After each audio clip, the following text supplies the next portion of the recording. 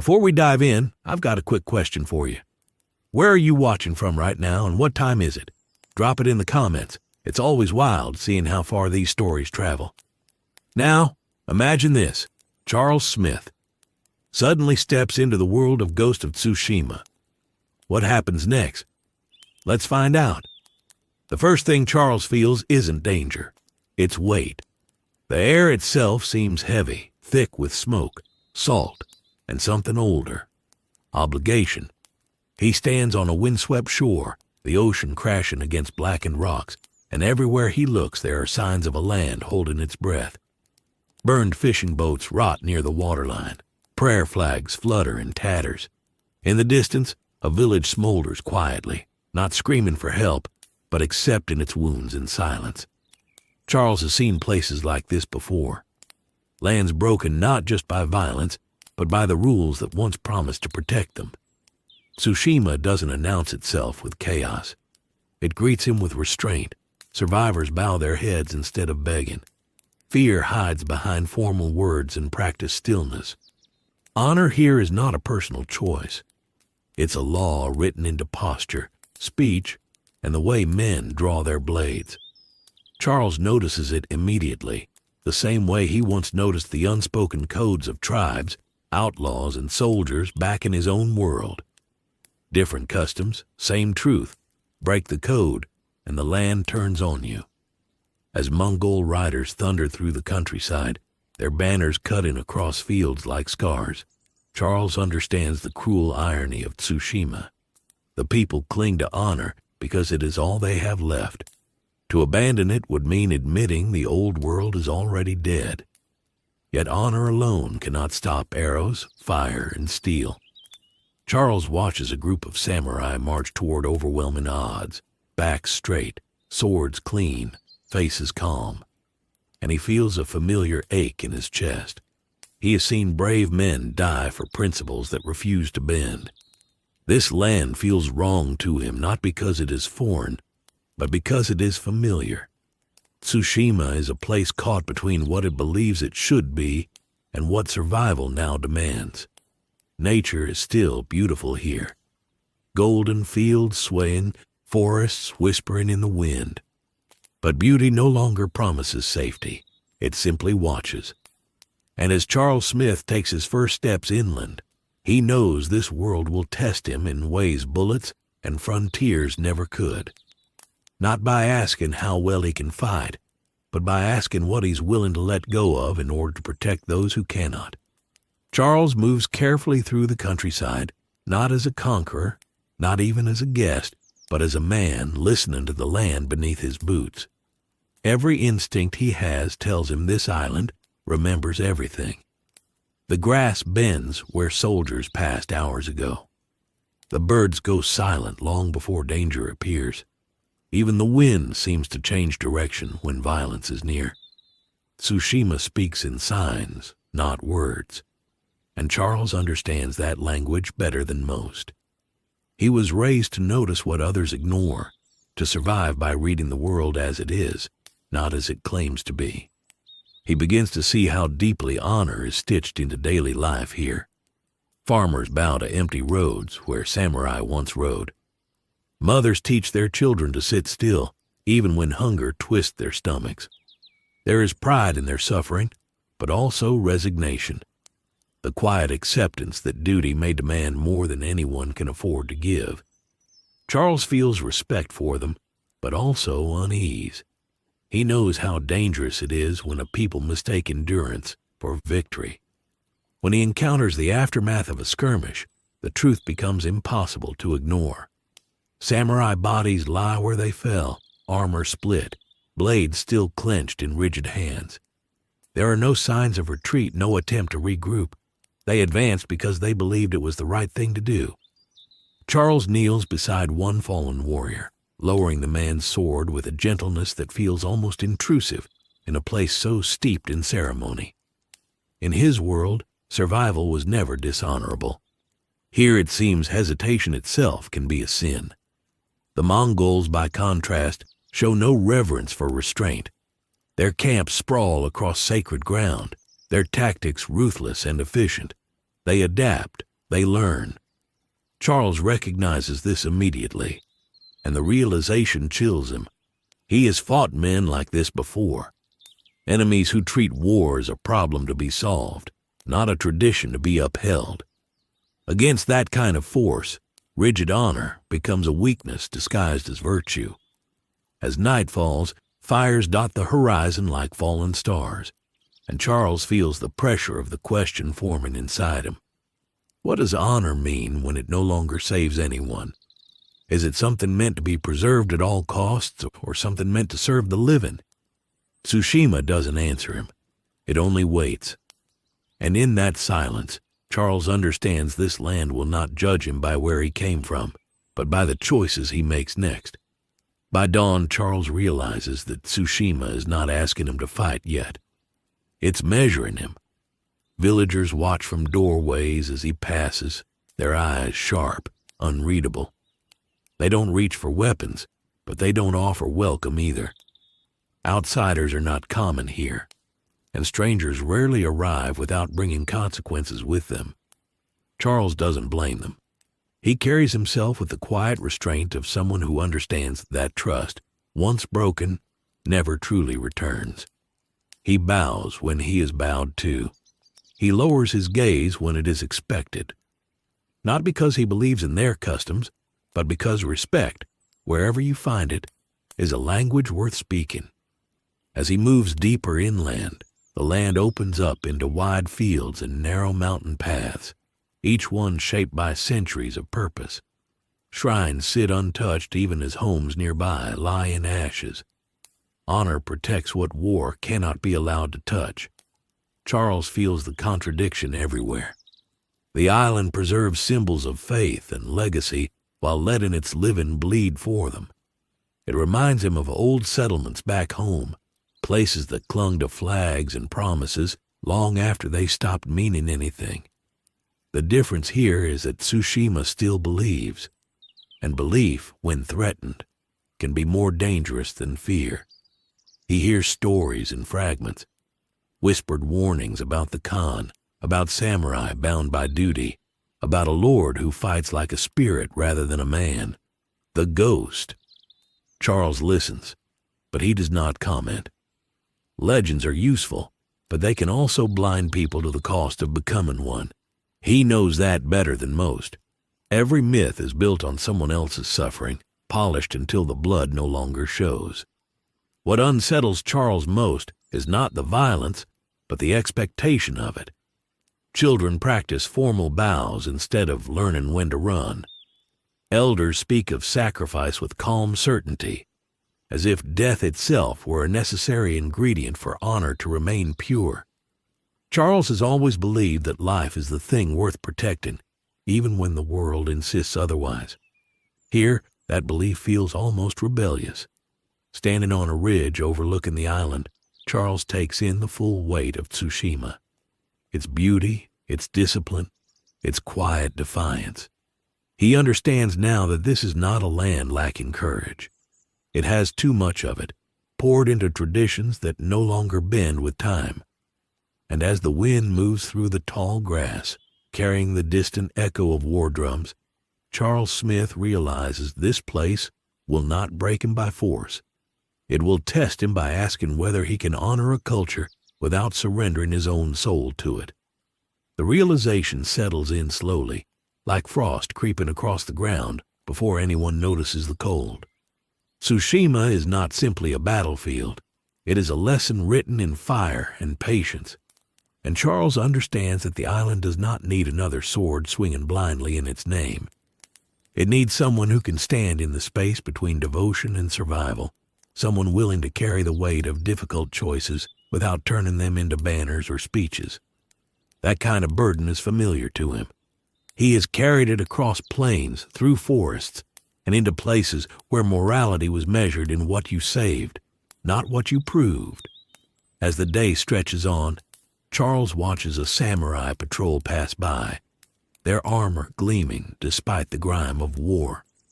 They move with discipline so precise it borders on ritual, each step a reminder that their identities are inseparable from their duty.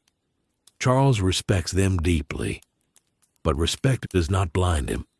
He can already see the cracks forming, the moments where hesitation could cost lives, where rules could become shackles. Honor here is sharp, polished, and unforgiving. It cuts both ways. He feels the pull of this world, the quiet demand that he choose a side, accept a role, submit to a code older than memory. But Charles has never believed that morality can be inherited like a sword. It must be chosen again and again, especially when the right path is no longer clean. Tsushima will ask him to compromise. Not his values, but his methods. And that distinction matters more than any title. As night returns, lanterns flicker along distant roads, guiding travelers who may never reach their destinations. Charles makes camp beneath a twisted pine, listening to the island breathe around him. Somewhere out there, the Mongols prepare their next advance. Somewhere else, a man is becoming a legend in the shadows. And here, in the quiet space between those forces, Charles Smith prepares himself for what this land truly demands. This is where his journey begins. Not with a blade drawn or a vow sworn, but with an understanding. Tsushima is ruled by honor, yes, but it is suffocating under its weight, and before Charles can help shape its future, he must first survive its expectations. Charles does not announce himself when he finally steps into the conflict. There is no challenge issued, no banner raised, no name spoken with authority. He appears the way hunters always do, after the danger has already been watching you. A Mongol scouting party never sees him until it's too late. One man pulled silently into the brush, another collapsing with an arrow placed where armor cannot protect. When the survivors flee, they don't describe a samurai or a demon. They describe something quieter, something wrong, a man who fights without ceremony. Word begins to move through the villages, carried cautiously, reshaped by fear and curiosity. A foreign warrior, not Mongol, not samurai, a man who helps without asking permission and disappears before gratitude can turn into obligation. Charles keeps it that way on purpose. He has learned what happens when people decide what you're supposed to be. Expectations harden, freedom disappears. Here, titles come with chains. When he finally stands among the resistance fighters, the difference is immediate. Samurai look for his lineage first, his armor, his allegiance. They see a tall man with unfamiliar weapons, scars that tell stories they don't recognize, and eyes that never stop measuring a room. Charles answers their questions plainly, offering no myths, no excuses. He does not claim to fight for Tsushima. He says he fights for people who can't. That answer unsettles them more than silence ever could. In battle, the contrast sharpens. Samurai move forward together, blades flashing in ritual precision. Charles moves where the fight bends, not where it's loudest. He breaks formations by removing the right man at the wrong moment. He turns terrain into a weapon, mud slowing boots, trees hiding movement, fear doing half the work before steel ever meets flesh. There is no flourish in what he does, no pride, just results. Some call his methods dishonorable. Others quietly admit they're effective. Charles listens to both and commits to neither. He has lived long enough to know that survival often offends tradition before it saves lives. Back home, men like him were called useful until they became inconvenient. He refuses to let that happen again. If Tsushima wants a symbol, it will have to look elsewhere. And yet, despite himself, people begin to trust him, not because he speaks of honor, but because he proves restraint. He does not kill when he doesn't have to. He does not punish fear. He does not confuse obedience with loyalty. Fighters who follow him into the woods come back alive more often than not. And in a war like this, that matters more than reputation. Still, Charles feels the tension tightening around him. The island does not know what to do with a warrior who belongs nowhere. Samurai demand structure. The resistance demands hope. Legends demand shape. And Charles Smith offers none of it. only the uncomfortable reminder that a man does not need permission to do what is right. That refusal to fit neatly into Tsushima's expectations begins to follow him like a shadow. Samurai commanders watch him with narrowed eyes, trying to decide whether he is an asset or a liability. He does not bow low enough to signal submission, nor does he carry himself with the arrogance of a rival. He exists in an in-between space, and in a land defined by order that unsettles people. Charles understands their discomfort. He has lived his entire life in the margins, where survival depends on reading intent rather than uniforms. During one skirmish near a mountain pass, the difference becomes impossible to ignore. A group of samurai prepares for a frontal assault against a fortified Mongol position. Charles studies the terrain and quietly suggests another approach, one that avoids unnecessary deaths. The suggestion is met with silence at first, then resistance. Retreat is seen as weakness, delay as cowardice. Charles does not argue, he simply moves. By the time the samurai advance, the Mongol camp is already unraveling. Supply lines cut, guards missing, fear spreading faster than fire. Victory arrives without ceremony, and that, somehow, makes it harder for them to accept. Among the peasants and fighters with nothing left to lose, Charles's presence means something different. They see a man who doesn't demand loyalty through fear or ideology.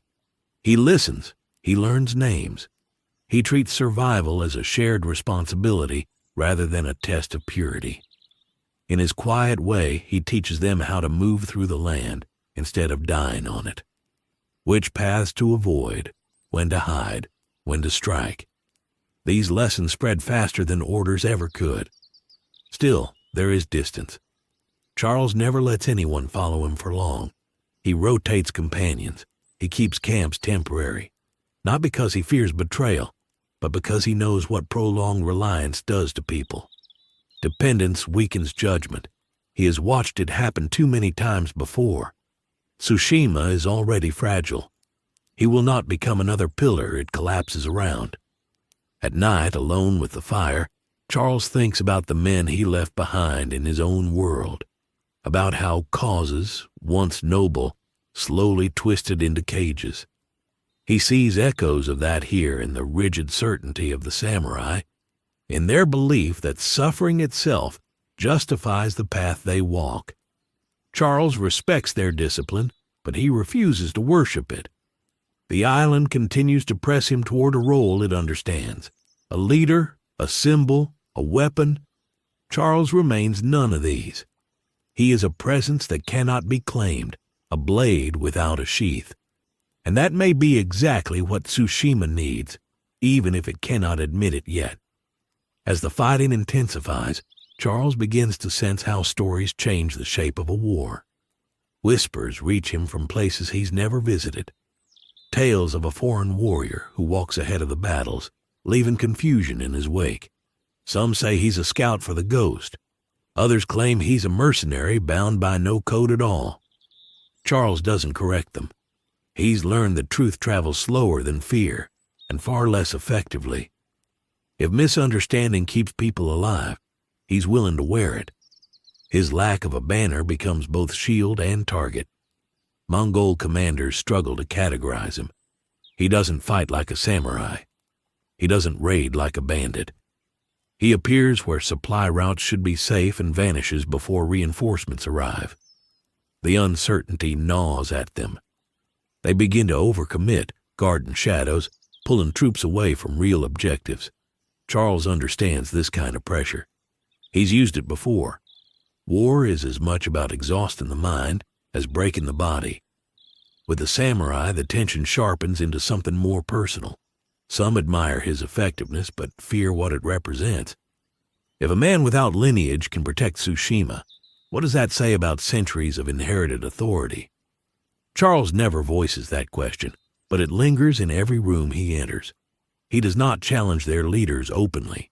He undermines the idea that leadership must look a certain way simply by existing. In quieter moments, Charles crosses paths with Jin Sakai, though not always directly. Sometimes it's the aftermath of a raid done too cleanly to be Mongol work. Other times it's villagers speaking of a masked warrior who moves like a storm through the night. Charles recognizes the pattern immediately. He sees a man being carved into something sharper by necessity, and he feels both respect and concern. He knows what it costs to become what the war needs instead of what you wanted to be. Rather than align himself fully with the ghost or the samurai, Charles positions himself on the edges, where he can intervene without being absorbed. He offers help when it will save lives, and absence when presence would turn him into a symbol. This balancing act grows harder by the day.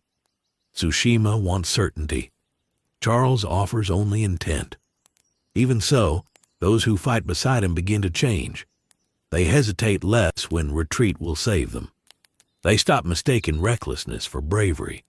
They begin to understand that honor does not vanish when a man survives a fight. It changes shape. And in that subtle shift, Charles leaves his deepest mark. Not on the battlefield, but in the minds of people who are learning that living through a war can be its own form of resistance. By the time Tsushima's warriors realize how deeply Charles has affected the conflict, it is already too late to pull him into a role they understand. He has slipped between their structures, leaving behind habits rather than orders, instincts rather than doctrine. Men who once waited for commands now read the terrain first. Fighters who charged forward out of pride now pause, measure, and choose their moments. No banners bear his mark, yet his influence moves quietly through the ranks like a current beneath still water. Charles feels the weight of it, even if he never acknowledges it aloud. He did not come here to teach, to lead, or to reshape a culture, but survival has a way of turning example into legacy. He is careful not to let admiration turn into reverence. Whenever a group begins to rely on him too heavily, he steps away, forcing them to trust their own judgment. Tsushima does not need another figure to follow blindly. It needs people who can think when tradition fails them. The Mongols begin adjusting their tactics, responding not just to the ghost, but to an unseen pressure that disrupts their confidence. Camps become tense. Patrols double back on themselves. Orders contradict. Charles watches this unfold from a distance, knowing that confusion is a weapon that costs nothing and saves lives. He never stays long enough to enjoy the results. Satisfaction is a luxury that dulls awareness. Among the samurai, the debates grow quieter but more intense. Some argue that men like Charles weaken the moral spine of Tsushima. Others point out that the spine is already cracking. Charles hears none of it directly, and that suits him. He has no interest in winning arguments rooted in pride.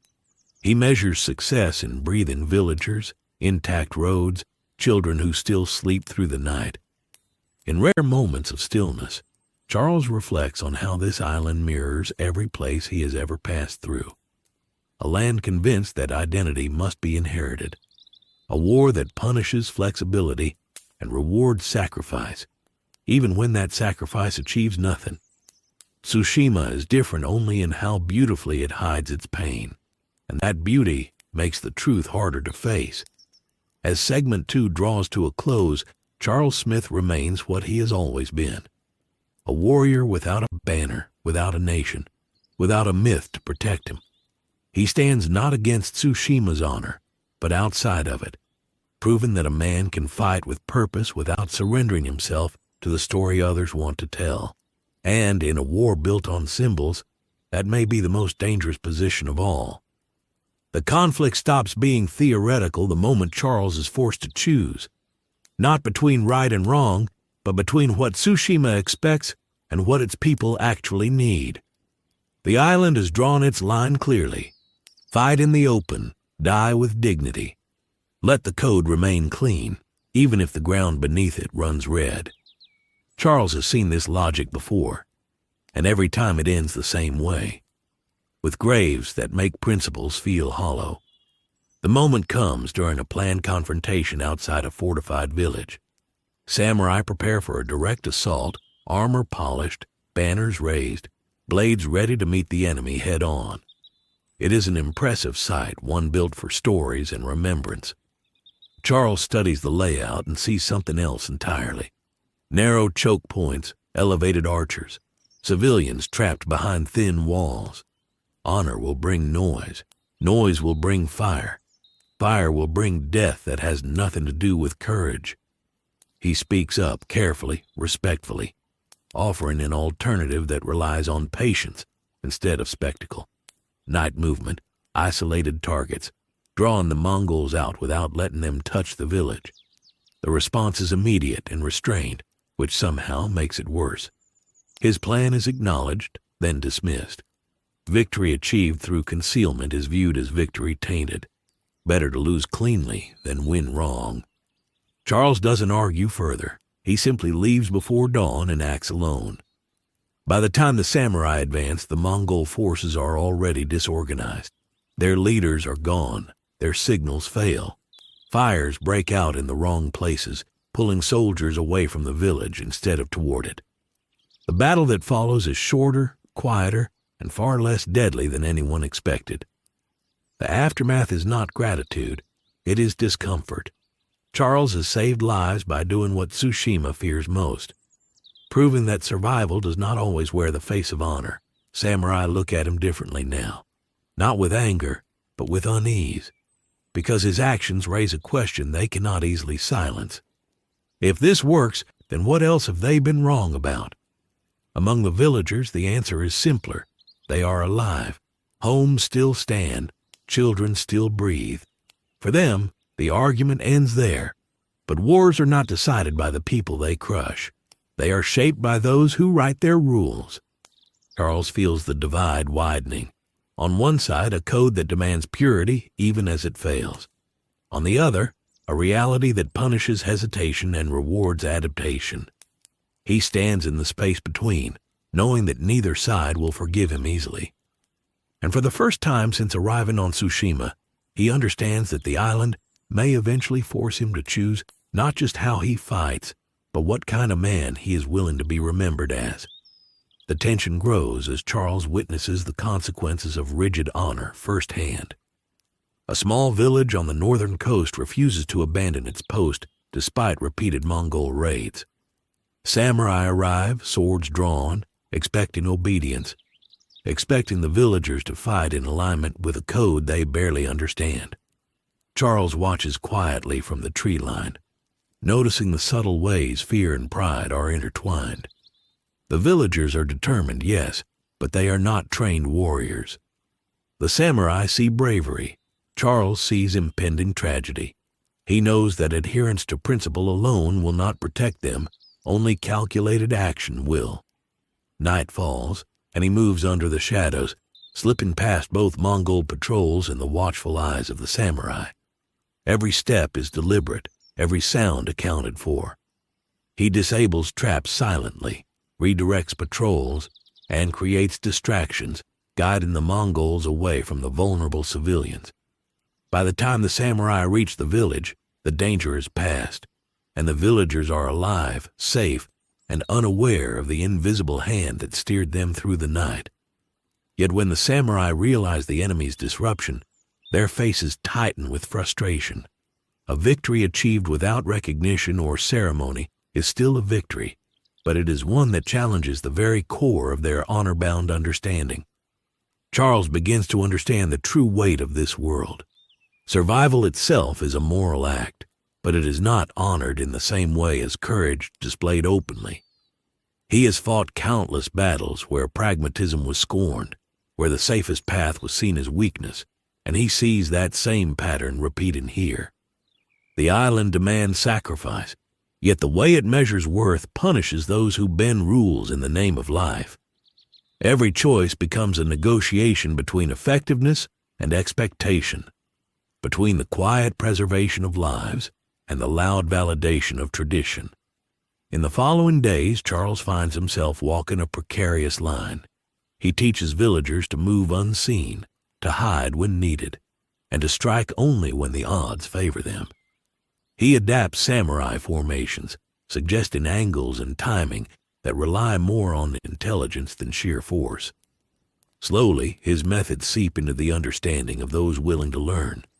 For the first time, some of the island's fighters begin questioning the absolute rigidity of their code, testing whether rules exist to serve life or to preserve appearances. Charles does not push them. He simply shows by example that adaptation does not equal dishonor, that survival can coexist with courage if one understands both deeply. The Mongols notice this shift too. Small, unexpected attacks begin to unsettle their routines. They cannot predict the movements of a force that refuses to act in the patterns expected of samurai or local resistance. Charles's influence spreads quietly, indirectly, like roots beneath the soil, changing the terrain not through force, but through perception. His presence forces both sides to reconsider assumptions. Tsushima is no longer a place where rules alone dictate outcomes. It is becoming a battlefield shaped by foresight, patience, and the willingness to bend when bending saves life. And in that subtle revolution, Charles sees the stark contrast between what honor demands and what survival requires, understanding that both must coexist if the island is to endure. The divide between honor and survival begins to manifest in the samurai themselves. Some begin to notice the efficacy of Charles's methods and grudgingly start to adopt small adaptations, moving quietly, striking from the shadows, avoiding unnecessary confrontations. It is a dangerous acknowledgement, one that threatens the rigid hierarchies and centuries of tradition they were taught to revere. Whispers circulate among their ranks, questions left unspoken but understood. If a man without lineage, without titles, without banners can succeed this way, what does it mean for the old ways? Charles never encourages these thoughts. He simply acts, and the results speak for themselves. In one particularly brutal encounter, Charles faces a decision that crystallizes the tension between principle and pragmatism. A Mongol raiding party has cornered a group of villagers along a cliffside path. The samurai, arriving moments later, demand a frontal assault, honorable, disciplined, ceremonious. Charles surveys the landscape, narrow paths, unstable rocks, no clear advantage. Obedience would likely cost the villagers' lives. He acts alone. Using cunning, misdirection, and a series of calculated risks, he leads the enemy into a trap that does not involve unnecessary slaughter, but ensures their incapacitation. By dawn, the villagers are safe, the Mongols dispersed, yet the samurai see only a battle fought without their code, a victory tainted by deviation. This is the moment Charles begins to understand the profound cost of Tsushima's honor. Honor demands visibility. It demands that deeds be witnessed and recorded, that bravery be measured against the judgment of others rather than the protection of those most vulnerable. Survival, however, is silent, often unacknowledged, yet no less significant. Charles embodies the intersection of these forces, demonstrating that a man can achieve outcomes of tremendous moral weight without ever appearing honorable in the conventional sense. As he navigates the island, Charles begins to recognize a pattern. Every place clinging rigidly to principle is vulnerable to collapse, no matter how disciplined its warriors. Every village that values appearances over pragmatism risks destruction. The Mongols exploit these weaknesses ruthlessly, and Charles's interventions highlight the stark contrast between ideology and reality. He is not a teacher, not a leader, not a legend, yet his influence is undeniable. He reshapes the battlefield not with speeches or orders, but with choices that force others to question their assumptions.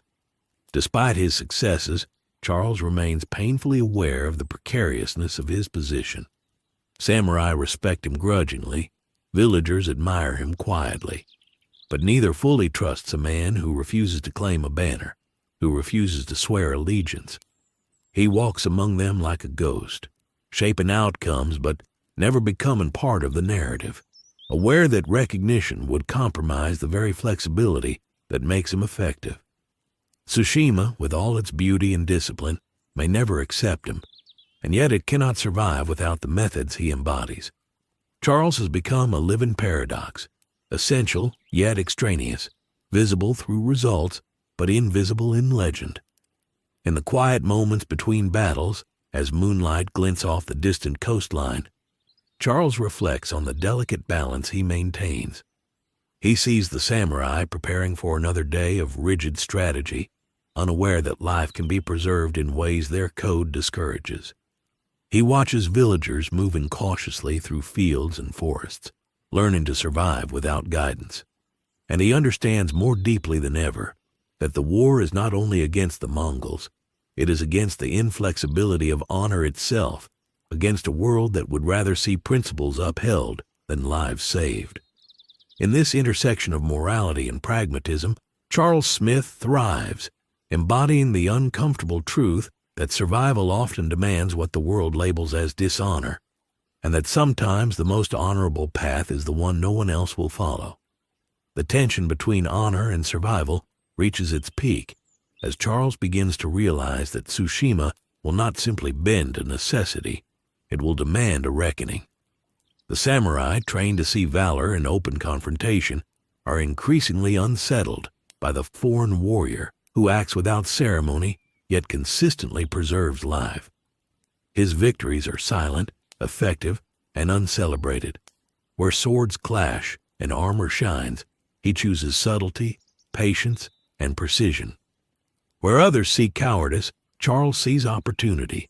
Where others see defiance, he sees responsibility. And it is in that quiet opposition that his presence becomes most dangerous, not to the Mongols, but to the very ideology that governs the island. One night, under the pale glow of a crescent moon, Charles observes a group of samurai preparing a frontal assault on a Mongol encampment. They move with ritualistic precision, testing their honor through display rather than outcome. Charles studies the terrain, the enemy positions, and the small civilians trapped nearby. He knows that the samurai code demands courage and visibility, but survival demands calculation, timing, and adaptability. He steps into the shadows and acts alone, guiding the enemy into natural traps, severing supply lines, and neutralizing threats without raising a single banner.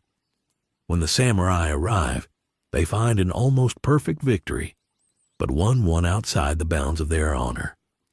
Their silence is filled with unspoken judgment, and Charles understands that his actions, though life-saving, will forever place him outside the social order of Tsushima. He reflects on the paradox he has created. He does not fight for recognition, for glory, or for tradition. Yet his methods save lives in a world where adherence to principle often invites unnecessary death. He has begun to see the island as a mirror of his own past. Places where rigid loyalty and inherited codes dictated outcomes, often at the cost of those too small or too weak to defend themselves. The same lesson repeats itself here, yet in a land of beauty and disciplined warriors, the stakes feel sharper, the consequences more absolute. Tsushima may survive the invaders, but only because someone like him moves where honor refuses to tread. Charles also watches Jin Sakai as the ghost emerges, a figure who bends tradition in the service of survival, yet still seeks validation from the samurai he must protect. Charles recognizes in Jin a reflection of his own struggle, fighting within a system that does not understand the necessity of compromise.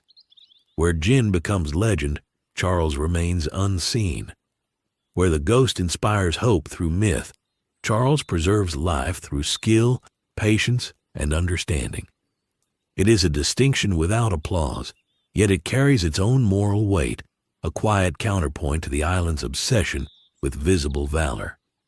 As the battles unfold, Charles begins to understand that honor and survival are not merely opposing forces.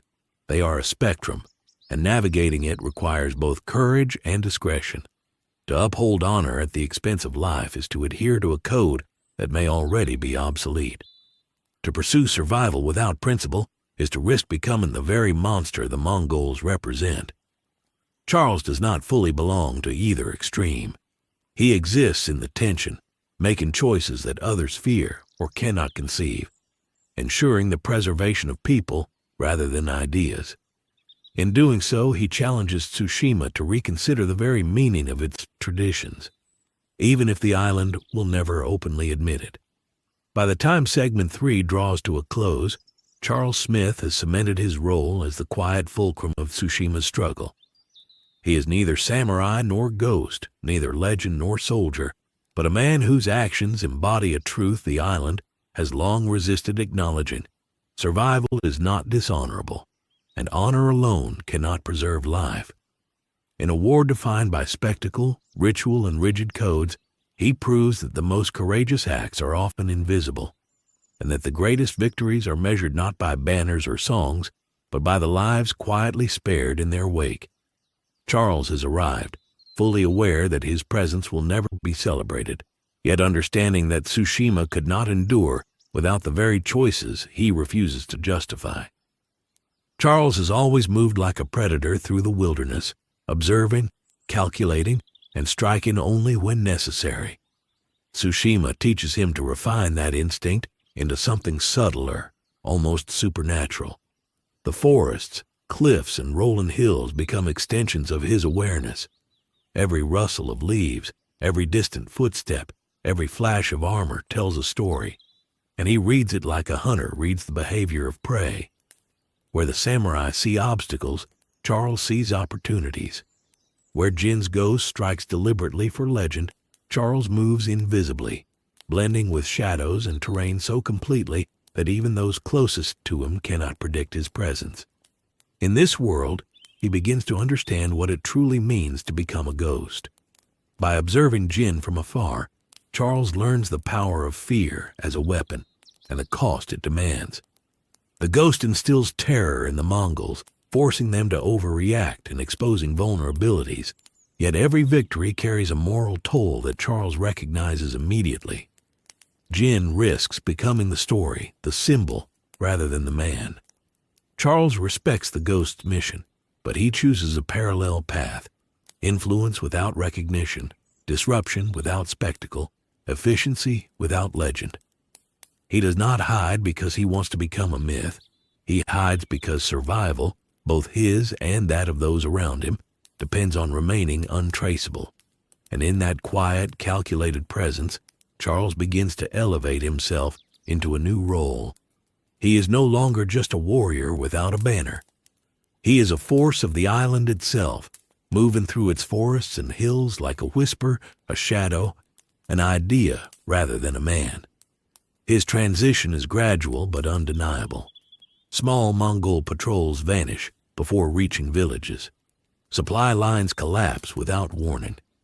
Messages of fear and confusion ripple through the enemy ranks. Soldiers begin talking about a spirit of the land that strikes without warning. Villagers whisper of a protective figure moving silently among them, unseen yet present in every safe path. Charles Smith has become something more than a man. He is the hunter, the protector, the unseen hand that guides Tsushima's fate. And yet, unlike Jin, he refuses adornment, mask, or ceremony. His ghostliness is rooted not in fear of the enemy, but in discipline, patience, and absolute control over what he allows the world to see. The forests themselves seem to bend to him. He knows where every stone, every tree, every cliff can aid movement or concealment. He uses terrain as a weapon, shaping battlefields without ever stepping into the center of them. When he strikes, it is precise, deliberate, and often before the enemy realizes they are engaged. Mongols describe encounters as impossible, absurd. They swear they are struck by something that should not exist, by a hunter who reads both land and man with preternatural skill. And that is exactly what Charles intends. He does not fight for recognition. He does not fight to inspire fear for its own sake.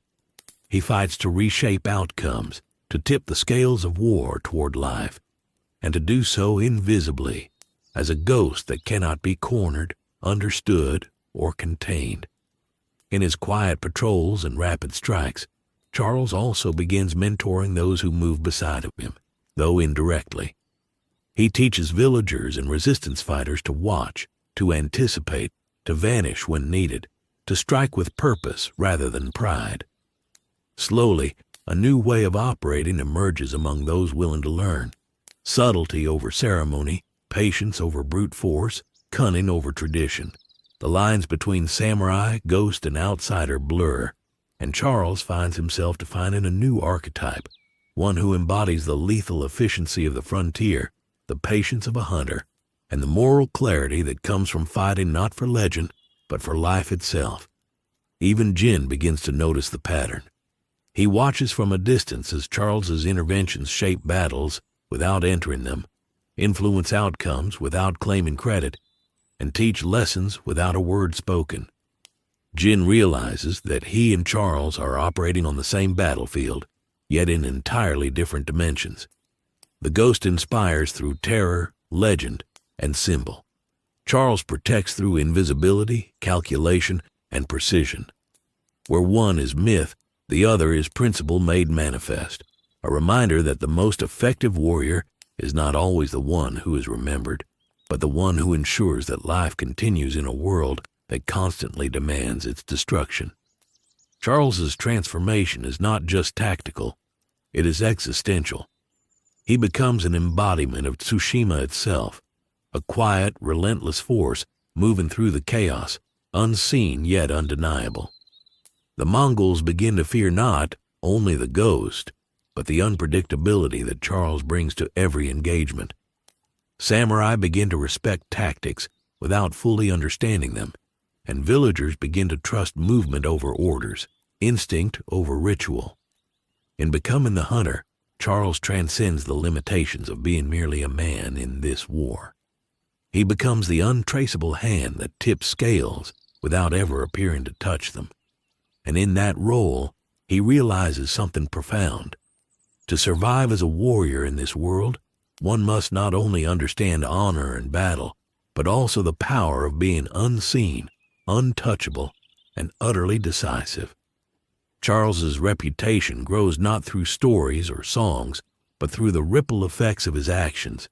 Mongol patrols vanish, ambushes fail, and supply lines collapse, all without a single figure to attribute them to. Villagers begin to whisper of a protective presence that moves like the wind, appearing just long enough to avert disaster before fading into the trees. Charles does not correct them. Myths are useful, and the more invisible he remains, the more lives he saves. Unlike Jin, whose mask and legend strike fear into the enemy, Charles's influence is quiet, almost clinical, like a ghost that observes, calculates, and acts with absolute precision. In every silent intervention, he teaches both allies and foes a new lesson. Survival can be a weapon, just as powerful as sword or spear. He begins to refine his methods, blending everything he has learned on the American frontier with the techniques of Tsushima. Trees, cliffs, and shadows become extensions of his senses. He reads the land the way he reads men, anticipating enemy movement, tracking patterns, and creating advantages before anyone realizes they exist. When he strikes, it is not for spectacle or glory, it is for results. Mongols describe these encounters as impossible. They swear they are being hunted by something that should not exist, a force that cannot be seen, understood, or predicted. This reputation, terrifying as it is exactly what Charles wants. Fear is a tool, and invisibility is a shield. The island begins to change under his presence. Where samurai once relied solely on rules and ritual, some start to notice the value of adaptability, patience, and precision. Resistance fighters learn to move quietly, strike with purpose, and think strategically rather than act recklessly. Charles does not lecture or command. He demonstrates, and those willing to watch and learn absorb the lessons through observation. Every life saved, every ambush avoided, becomes a quiet testament to a philosophy unfamiliar to Tsushima, that effectiveness and honor can coexist, but only when one understands that survival itself can be an act of moral courage. Even Jin starts to take note, recognizing the subtle ways Charles's interventions shape outcomes. The ghost inspires fear and legend, while Charles shapes reality and silence. Where Jin's influence is symbolic, Charles's influence is tangible, measurable in the lives preserved and the disasters prevented. They are two sides of the same coin, one molded by mythology, the other by pragmatism. And yet, their approaches complement each other more than they collide. Where the ghost destabilizes the enemy through terror, Charles stabilizes the world of the living through precision. Together, even without coordination, they shift the balance of power across Tsushima, a dual force both seen and unseen. Through these experiences, Charles begins to accept the full weight of his new role. He is no longer merely a warrior without a banner or a man acting alone. He is a hunter in every sense of the word, silent, calculating, deadly when necessary, and utterly untouchable. His presence becomes a principle of its own, a living embodiment of adaptability, patience, and moral clarity. And in this form, Charles Smith discovers the ultimate paradox of Tsushima. To truly protect the island and its people, he must erase himself from the story, becoming neither legend nor samurai, neither hero nor ghost, but something else entirely, an invisible force whose purpose is survival, precision, and the quiet preservation of life in a world defined by both honor and war. As Charles continues to move through Tsushima, his role as the unseen protector deepens. Every engagement is deliberate, every strike measured, and every decision calculated to preserve life while minimizing exposure. He no longer fights for recognition or for the approval of samurai. He fights because the people need him to act, even if they will never know he did. Villagers start to move with greater confidence, navigating forests and trails they once feared. Mongols grow paranoid, overreacting to empty paths and silent movements, unsure whether they are being pursued by men or spirits. In this way, Charles's influence extends far beyond the battlefield, reshaping the behavior of both friend and foe without ever drawing attention to himself. Despite his invisibility, the samurai begin to notice the subtle effects of his presence. They see skirmishes won without confrontation, villages saved without glory, and patterns of success that defy their conventional strategies. Some grow uneasy, whispering that a foreign warrior is bending the natural order, that a man who does not adhere to their codes might be changing the rules of war itself. Charles does not seek their approval, but he understands the tension he creates. It is necessary. The rigidity of honor has long been Tsushima's weakness, and his silent interventions exploit it not for personal gain, but to save lives and tip the balance in favor of survival. Charles also observes Jin closely, understanding that the ghost carries a burden far heavier than mere combat. Jin is forced to navigate the thin line between hero and monster, between legend and necessary cruelty. Charles respects this, but chooses a different path. Where Jin's terror inspires obedience and fear, Charles' invisibility fosters freedom and choice.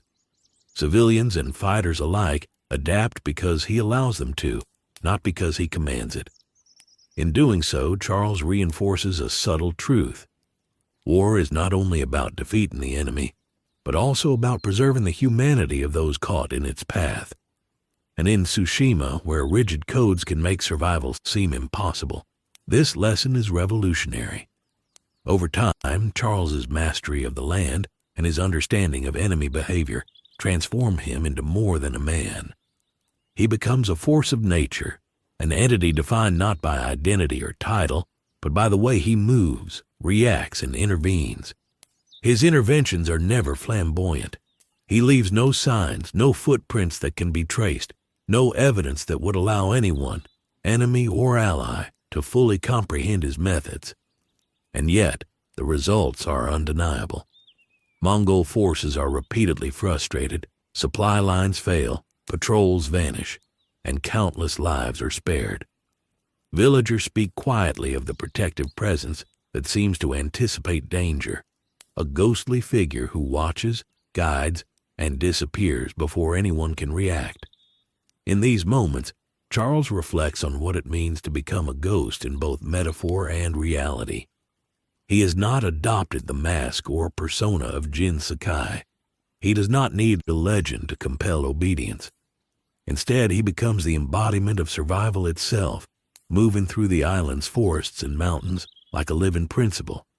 Every decision, every strike, every hidden maneuver reinforces his transformation from a warrior without a banner into an unseen guardian whose presence is felt but rarely acknowledged. He's no longer simply an outsider. He is an integral part of Tsushima's fight, a silent force shaping the outcome of battles, protecting lives, and teaching lessons in the most effective way possible. Without spectacle, without recognition, without compromise to the island's fragile survival, Charles's path as the hunter continues to redefine the war around him. He understands that the ghost may inspire fear and legend, but his influence shapes reality itself. The Mongols are unsettled, the samurai challenged, and the villagers empowered, all without a single word of thanks or a trace of visibility. And in this role, Charles Smith discovers the ultimate power of invisibility. He can change the course of Tsushima's history without ever becoming its story, ensuring that life endures in a world where rigid codes often demand its destruction. By the time Charles's presence becomes known in whispers, the full weight of what he has become settles in around him. He is no longer a man moving among the forests and villages of Tsushima. He is a force defined entirely by action and consequence. Every Mongol patrol disrupted, every trap avoided, every village that remains untouched is a thread in the larger tapestry he quietly weaves. And unlike Jin, who inspires fear and legend with the ghost mask, Charles's influence is almost entirely invisible. He does not need recognition, praise, or banners. His victories exist in the lives saved, the decisions made differently because someone taught the land itself to be observed. The villagers begin to move with newfound confidence. Paths they once avoided become routes of survival. Children and farmers adapt, learning to follow instincts rather than rules, to hide, to evade, and to strike with purpose if necessary. Charles does not instruct them directly.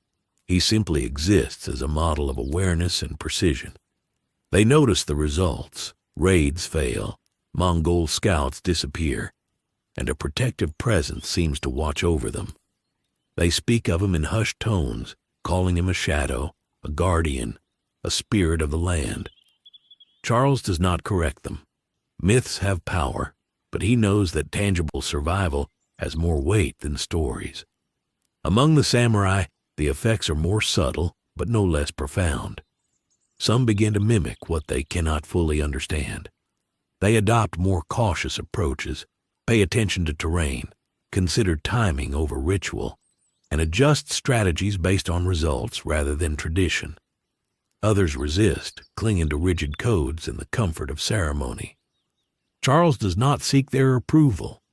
He understands that the lesson of Tsushima cannot be forced. It must be observed, understood, and internalized or ignored at one's own peril. Even Jin Sakai recognizes the changes taking place in his absence. The ghost inspires fear, drives the Mongols to mistake shadows for threats, and protects lives through terror and legend. Charles protects in a different way. His interventions are quiet, precise, and nearly invisible. Where the ghost forces enemy reaction, Charles prevents it entirely. Villagers live another day. Patrols fail without a fight. Lives are preserved without spectacle. Both operate on the battlefield, but in complementary dimensions. One is legend, the other is principle. One is fear, the other is certainty. And slowly, Jin begins to understand that the ghost and the hunter are not opposing forces, but two strands of the same fabric, woven differently to serve the same goal. Charles's evolution into the hunter is also an internal journey. He becomes attuned not only to the land and the enemy, but to the moral weight of his actions. Every choice must balance survival with restraint, precision with compassion. He has long known that violence alone does not solve problems. It merely shifts them. Here in Tsushima, that knowledge becomes essential. He strikes only when necessary, intervenes only when lives are at stake, and withdraws before admiration, expectation, or dependency can compromise the fragile equilibrium he has created. In this, he learns the ultimate paradox of war. The most effective warriors often leave no mark, and the greatest victories may be those no one ever records. By the end of this chapter in his journey, Charles Smith has transcended the role of warrior. He has become something both feared and revered without ever being named, a ghost in motion, a hunter who cannot be captured, understood, or controlled. He is the invisible hand shaping Tsushima's fate, ensuring survival without ceremony, influence without recognition, and victory without legend. And in that transformation, he discovers a profound truth about the island, the war, and himself.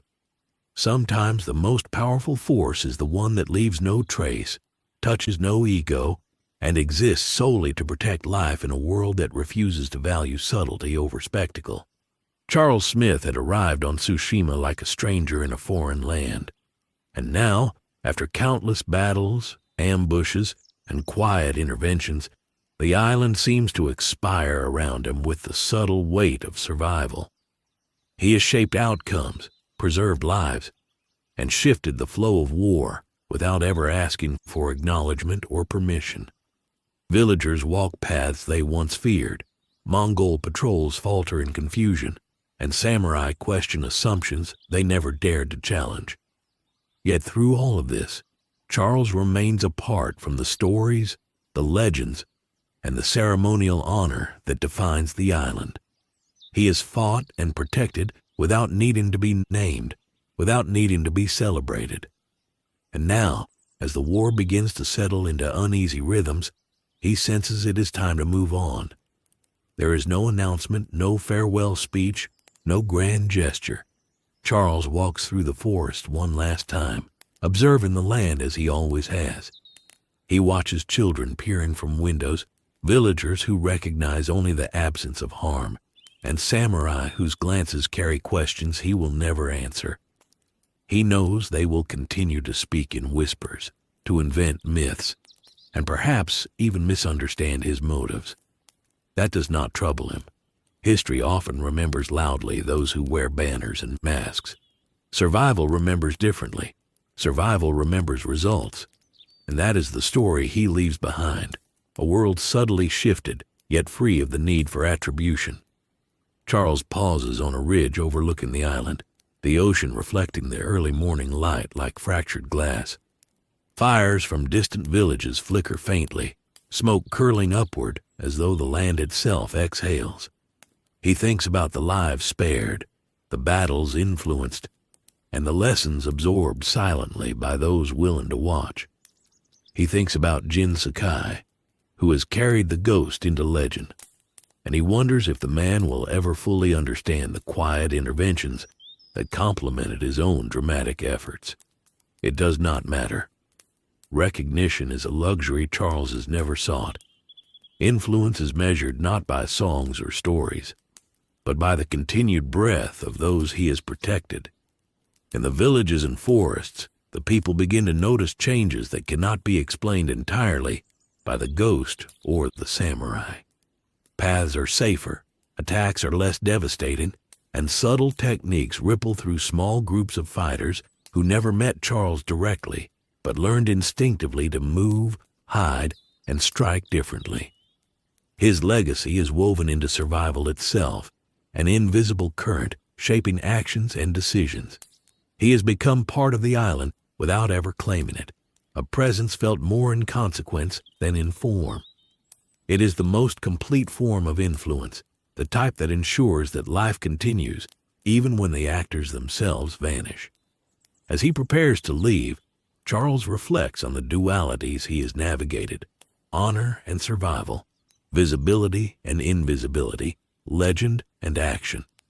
Tsushima is a land that venerates tradition, yet it is also a land that demands adaptability, cunning, and pragmatism in the face of overwhelming threat.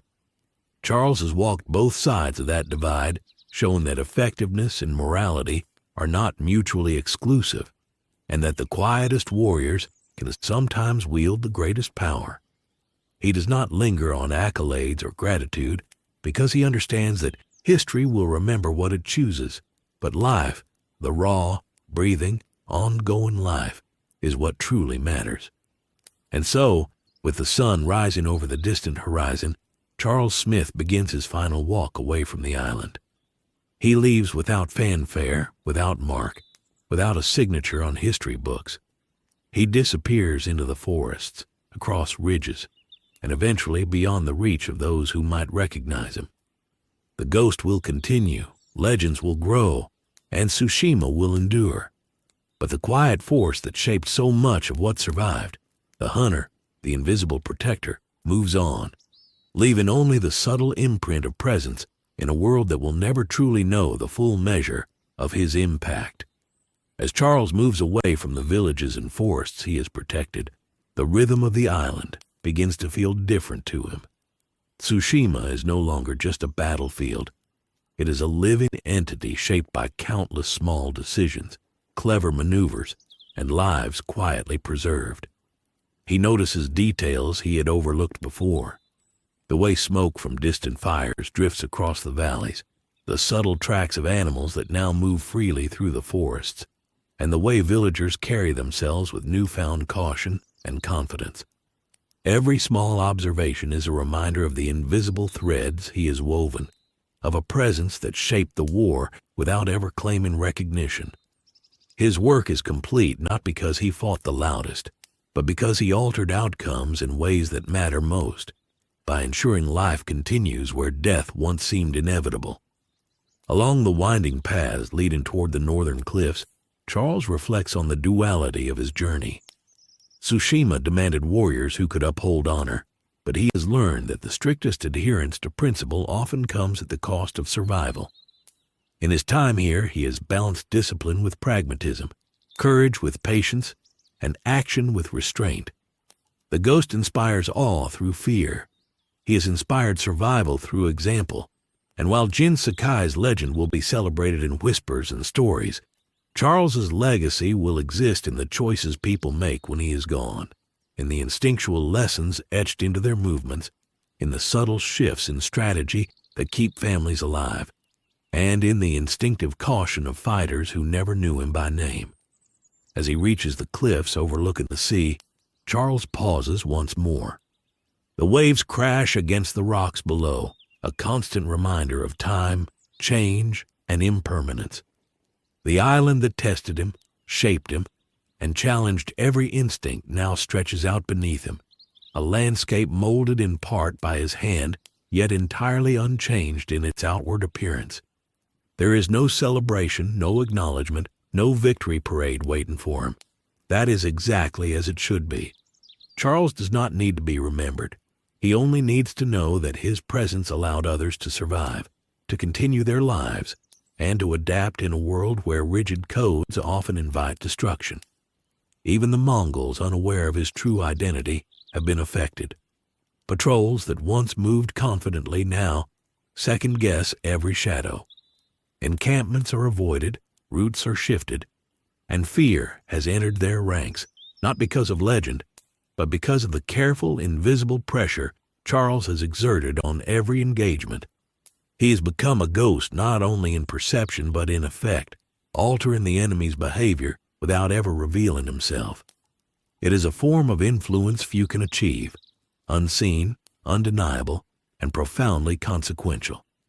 In these final moments before departure, Charles considers the paradox of his existence on Tsushima. He is a man who has profoundly shaped events, yet has left no name in history. A warrior who fought countless battles without recognition, a hunter whose silent interventions ensured that countless lives endured. And in this quiet, self-imposed exile, he understands the true measure of his impact. It is not the songs sung of bravery, not the banners raised, not the titles awarded. It is the continued life, the preserved future, and the subtle changes in behavior that will ripple across the island long after he is gone. The war will continue, legends will grow, but Charles Smith will have already left, leaving only the results of his presence behind. Charles's journey toward the edge of Tsushima is slow and deliberate. Each step through the forests, along narrow ridges, and across hidden trails is a reminder of the countless moments he has lived in silence, observing, calculating, intervening. The island feels different now, not only because of the Mongols' withdrawal and the samurai's cautious adaptation, but because of the invisible changes Charles has introduced into its rhythm. Paths are safer, villages more resilient, and fighters move with instinct shaped by lessons he never explicitly taught. Survival has become a quiet form of legacy, one that does not require songs, masks, or applause to exist. As he climbs toward a vantage point overlooking the western coast, Charles allows himself a rare moment of reflection. He thinks of the people he has encountered, the villagers who moved more confidently because of his guidance, the resistance fighters who learned to strike with precision rather than pride, and the samurai whose rigid adherence to honor he subtly challenged. He considers Jin Sakai, whose ghost has captured the imagination of the island, and realizes that their paths, though separate, have intersected in ways neither fully comprehends. The ghost inspires awe and fear, legend and myth. Charles preserves life, teaches through action, and shapes outcomes without recognition. Both are necessary, yet only one will be remembered, and that is enough. The wind off the cliffs carries the scent of salt and pine, a reminder that the world beyond Tsushima awaits. Charles knows he cannot stay. The island does not need another warrior to become a figurehead. It needs balance, flexibility, and lessons embedded in the living fabric of its people. He is not meant to be celebrated, and he does not desire it. Survival does not ask for recognition, only for vigilance, adaptation, and the willingness to act when necessary. In this understanding, Charles feels a quiet satisfaction. His presence has mattered, not in legend, but in life. As he moves through the final stretches of forest before open coastline, Charles encounters signs of daily life untouched by war. Children playing cautiously, farmers tending to fields, villagers moving with confidence and awareness. He watches silently, knowing that his interventions have created ripples that allow these small moments to exist. Every avoided ambush, every diverted patrol, every whispered caution has contributed to this fragile peace. It is subtle, almost imperceptible, yet profoundly real. Charles has become part of the island's rhythm, an invisible guardian whose work will endure without ever being claimed. Even the enemy feels his absence before it is official. The Mongols, unsettled by the ghostly presence they could never understand, begin to adapt slowly, hesitating more, making mistakes more frequently, and overestimating the unseen dangers Charles has woven into the landscape. His influence persists not in stories or songs, but in instinct, in fear, and in the careful choices made by friend and foe alike. He has transformed Tsushima without leaving footprints, without banners, without recognition. The island, in a sense, carries him in its veins, in its forests, and in the cautious steps of every person who has survived because of him. By the time he reaches the cliffs that mark the edge of his journey, the sun begins to rise, spilling gold across the horizon. The waves crash rhythmically below, a reminder of impermanence and continuity.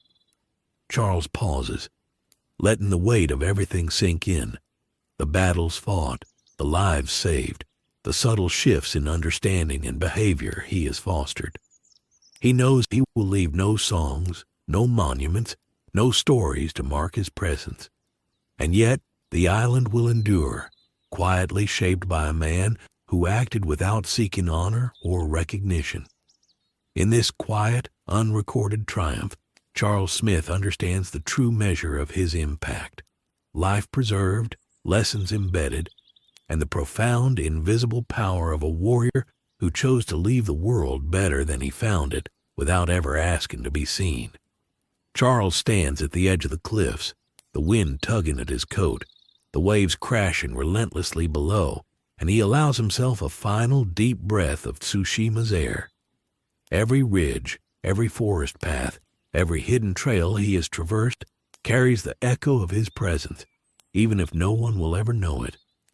He is moved like a shadow through the island, altering its fate without fanfare, without recognition, and without expectation.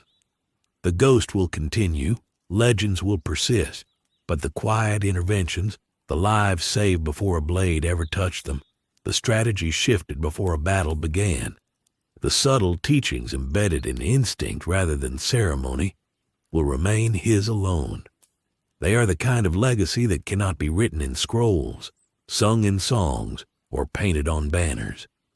They live in the breath of people, the rhythm of movement, and the continued existence of those he has quietly protected. As he descends the cliffs, Charles thinks about the paradox he embodies, a man who has shaped outcomes more profoundly than many who are celebrated, yet remains unseen. He has preserved life without creating legends, has taught lessons without speaking a word, and has moved through war with discipline and precision that rivals any samurai on the island. The samurai may question his methods, the villagers may whisper myths, and the Mongols may fear the unseen force that haunted their patrols. But Charles does not care. He has always understood that true impact is measured not by recognition, but by results. And in that, he has succeeded beyond measure. He moves toward the forests one last time, leaving behind the villages, the ridges, and the people who now walk paths safer than they knew were possible. He allows himself a faint smile, knowing the island is stronger because of what he has done, even if it will never acknowledge him. Survival has become the quiet proof of his existence. The Mongols' uncertainty persists, the samurai's rigidity begins to bend, and the villagers' confidence grows. Ripples of his presence. Charles has left an indelible mark without ever needing to claim it. That is the power of the hunter, the ghost, the man who walks without a banner. As he disappears into the distance, the wind carries the faint scent of pine and salt, a whisper of his passage across the land. The sun rises fully over Tsushima, casting golden light across forests, rivers, and mountains. Life goes on. Battles will be fought, stories will be told, and the ghost will continue to walk among the shadows. But the quiet guardian, the invisible force that shaped outcomes without seeking glory, has already moved on. Tsushima survives not because of songs or symbols, but because one man chose to act without recognition, and in doing so, left the island stronger than he found it. Charles Smith vanishes into the horizon, a figure swallowed by the forests and mountains, leaving behind only results, memories unclaimed, and the subtle heartbeat of life preserved. The hunter becomes the ghost, the invisible protector, and the silent force that ensures that even in war, life endures. And as the waves crash and the wind carries on, the story closes, not with celebration but with quiet understanding, a testament to the power of action without recognition, of presence without ceremony, and of survival as the ultimate legacy. Good night.